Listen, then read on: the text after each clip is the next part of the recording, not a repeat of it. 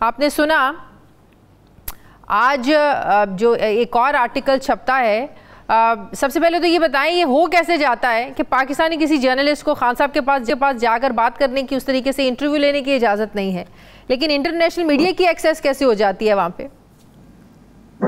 अच्छा, बहुत शुक्रिया। पहले तो मैं हैरान होता हूँ, वजीरे इतलात, अच्छा वो अंग्रेजी बोल रहे थे, मैं हैरान हो रहा था वो किसको इम्प्रेस करने की कोशिश कर रहे थे। पढ़े लिखे इंसान है, अंग्रेजी इम्प्रेस करने के लिए थोड़ी बोली जाती है। अच्छा चले, मैं पहले उनकी इस्लाह कर दूं। इमरान खान इस वक्त कन्विक्टेड प्रिजनर नहीं है।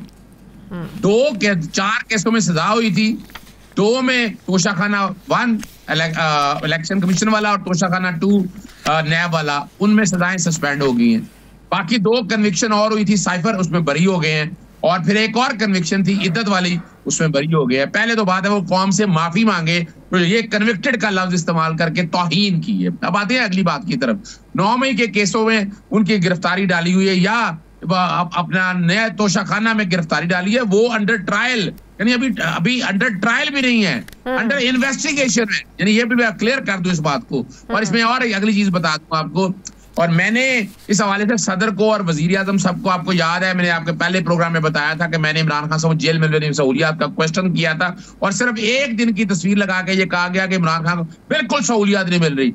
मैं इस बात का गवाह हूं, और मैंने वो सारे सेल वगैरह देखे हो, मैं खुद अपना जो लॉयर्स मूवमेंट थी 2007, उसमें रह के आया हूँ 26 दिन, और जो इमरान खान साहब कह रहे हैं डेथ सेल में, मैं भी वही रहा हूँ, मुझे तो अंदाजा है इस बात का। तो ये सहूलियात जो है ना, मैं उनकी आसानी के लिए, उन्होंने शायद पढ़ा नहीं है, universal declaration of human right नहीं पढ़ा, ICCPR नहीं पढ़ा, कन्वेंशन और टार्चर नहीं पढ़ा, नेल्सन मंडेला रूल्स नहीं पढ़े हैं, वो पढ़ लें। नहीं तो आप जो प्रिजन रूल है उसमें पढ़ रहे हैं, उसमें कैदी को वॉक के लिए सहूलत देनी है, कैदी को स्पोर्ट एक्टिविटीज देनी है, कैदी को खुला मैदान देना है, कैदी को अपनी मर्जी का खाना देना है। ये कोई एहसान नहीं हमारे ऊपर हो रहा, ये तो हमें बताया जा रहा है, गिनवाया जा रहा है एहसान है। और इनके दौर में बता दें, चलिए बता देना वो सहूलियात जिनकी बात कर रहे हैं, कैदे तन्हाई वाली। खान साहब देखे ना, 2 ऑपोजिट वर्जन आ रहे हैं ना। खान साहब कह रहे हैं मुझे कैदे तन्हाई में रखा गया, मुझे सहूलियात नहीं दी गई। सहूलियात भले ही हक है कैदी का, लेकिन अगर दी हुई है तो उसका डिनाइल क्यों कर रहे हैं खान साहब? वो जो तस्वीरें आई थी, क्या फिर वो जाली तस्वीरें थी? एक्सरसाइज मशीन पड़ी हुई है, इंपोर्टेड फूड नजर आ रहा था, टीवी स्क्रीन लगी हुई है, वॉक गैलरी दिखा रहे हैं। अच्छा, मैं आपके साथ, कैदे तन्हाई से क्या मुराद होता है?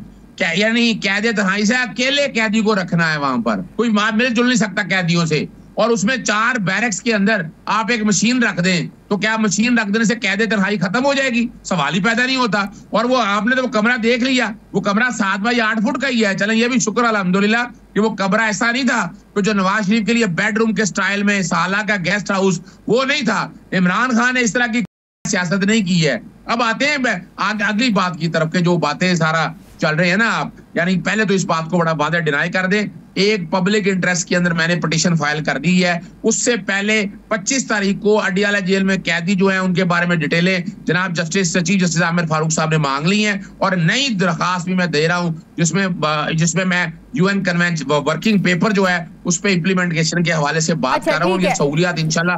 अच्छा, ये सहूलियात में ये प्रेसिडेंशियल स्वीट की क्या, वो उन्होंने कहा हमने प्रेसिडेंशियल स्वीट दिया हुआ है, ये जेल में क्या होता है प्रेसिडेंशियल स्वीट, ये कहाँ होता है?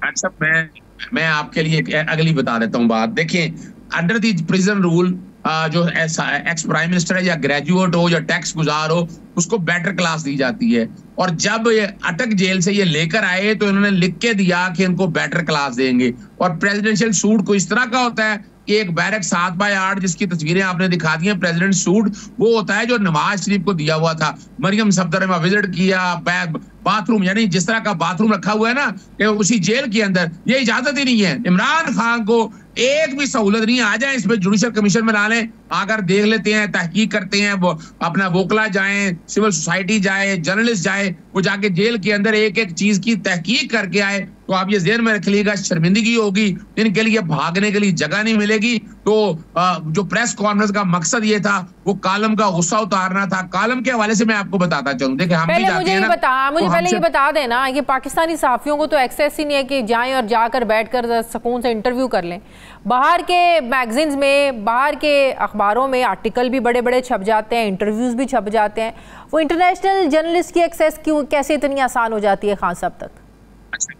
वो कॉलम के अंदर बड़ी वजाहत के साथ लिखा है कि वो खुद नहीं आई हैं, क्रिस्टियाना खुद नहीं आई हैं, उनके वोकला को भिजवाया है, जो वोकला ने इंफॉर्मेशन दी है वो छापी है। तो इसमें क्या, यानी मैं जाता हूं, यानी मैं मिलने के लिए जाता हूं, पहले तो कई दफा मिलने नहीं देते, बड़ी तकदो करनी पड़ती है। और ये जो कहते हैं ना, नवाज शरीफ की तादाद थी रोजाना मिलने वालों की 32 और इमरान खान की सिर्फ 6 और 3 दिनों के लिए सिर्फ, ये रोजाना की तादाद नहीं है, ये भी मैं क्लियर कर दूं।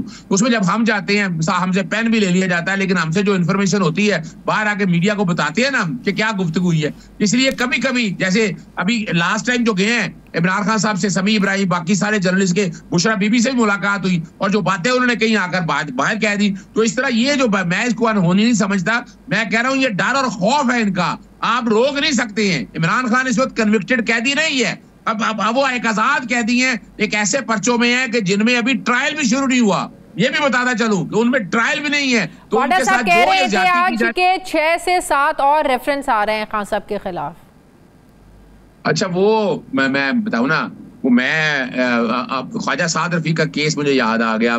जो जस्टिस मकबूल बाकर होते थे, उन्होंने पॉलिटिकल इंजीनियरिंग का कहा, फिर वो वजीर आला सिंध बन गए, अभी वो निगरान, अभी वो एडहॉक जजेस में नाम उनका आया था। वो जब देखा कि हालात ऐसे था, वो तो देखे ना, वजह क्या है कि उन्हें भी नजर आ रहा है ना कि ये जजेस का मकसद क्या है।